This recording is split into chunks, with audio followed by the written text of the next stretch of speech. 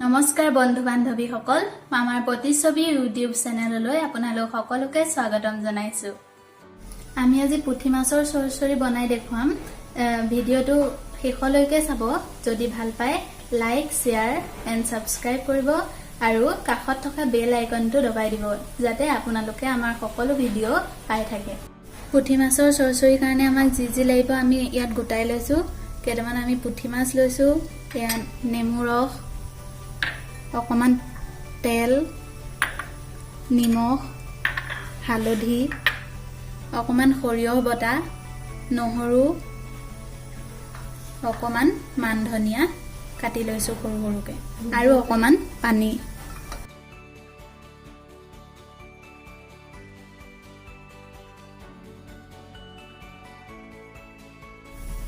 আমি গেছত কেৰাহী দি পানী দি দিম। কেৰাহীত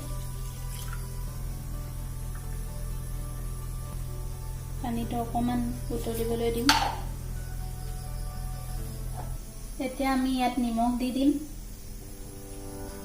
নিমখ যিমান পৰিমাণৰ প্ৰয়োজন হয় নিমখ দি দিম। তাত অলপমান হালধি দিম।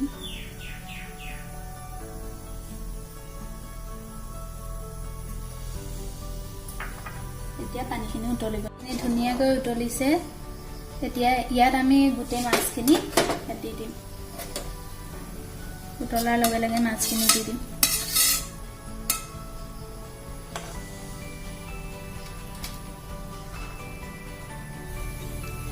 এতিয়া আমি পানীখিনি কমালৈকে অপেক্ষা কৰিম। উতলিছে, মাছখিনিও ধুনীয়াকৈ সিজি যাব। এতিয়া ইয়াত আমি লৰাবলৈ কোনো প্ৰয়োজন নাই। অকমান পানী কম হলে আমি ইয়াত সৰিয়হ বটা, নহৰু বটা আৰু এই ধনিয়াখিনি দি দিম। পানী প্ৰায় কম হৈছে। ইয়াৰ লগে লগে আমি ইয়াত এই সৰিয়হ বটাখিনি দি দিম। এয়া সৰিয়হ বটা দি দিছোঁ আমি। নহৰুখিনিও দি দিম। দুটা নহৰু হ'লেই হৈ যাব। পেষ্ট কৰি লৈ আমি দি দিলোঁ। ইয়াত নেমু ৰসখিনিও দি দিম।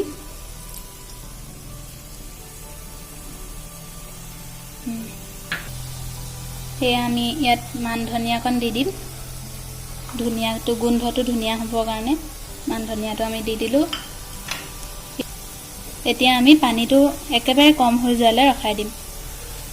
সম্পূৰ্ণৰূপে শুকাই গৈছে।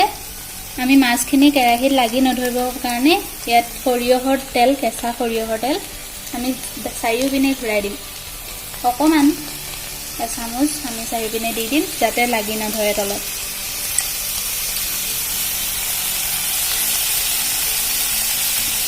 আমাৰ ৰেচিপিটো পৰিৱেশনৰ বাবে সাজু হৈ উঠিছে।